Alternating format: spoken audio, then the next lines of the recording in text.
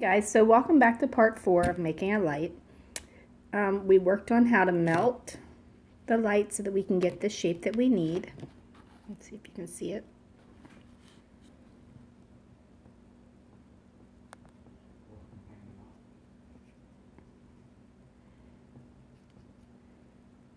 Okay, so as you can see, it's got the little round edges, and these little buggers are slippery.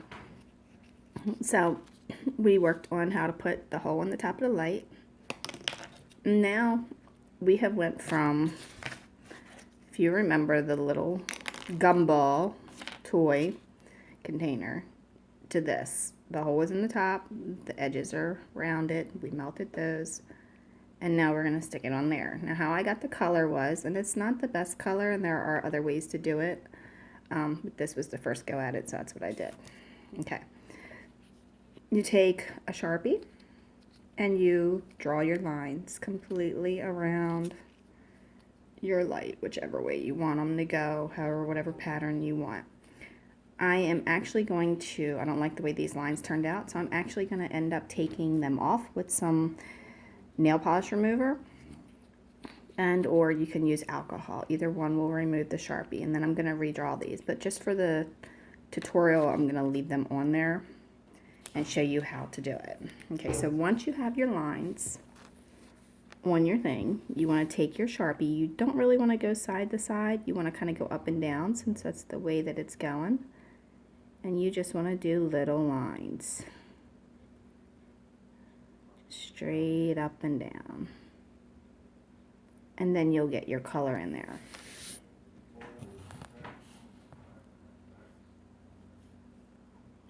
Focus it a little better for you. Okay, so we have green here, so now you probably want to turn it around a little bit, go to the back side and maybe on a bigger one and put some more green on there, and just kind of go just so a little bit, and then there you have it. Okay, now yellow is very, very light, but when you put the light, an actual light on it, it will brighten it up a little bit. So when you're doing the yellow, be sure not to touch the black, because the black will come off on your yellow and then you'll have black in with your yellow.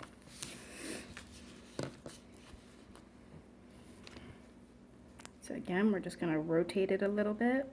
I'm going to go side to side for the middle, and then I'll go up and down, just because I don't want to get the black one there, and yellow is so light you're not going to see the lines like you would if you were doing a darker color.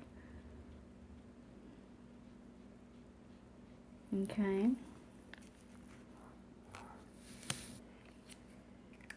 Darker colors you want to go up and down so you don't see the lines a little bit.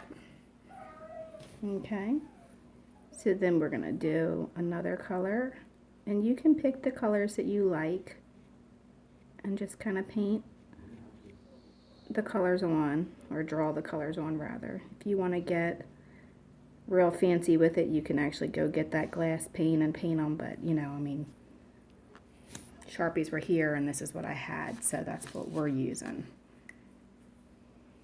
And I will also actually go over top of my lines with puffy paint because I want them to be 3D looking. Now, this one I just did side to side just so you can kind of see.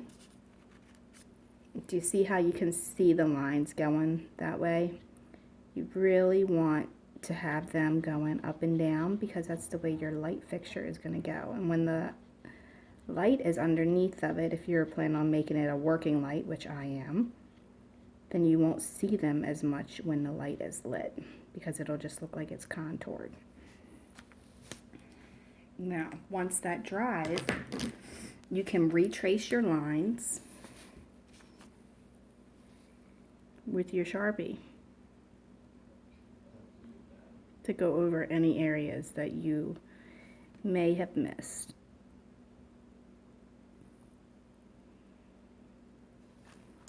Okay.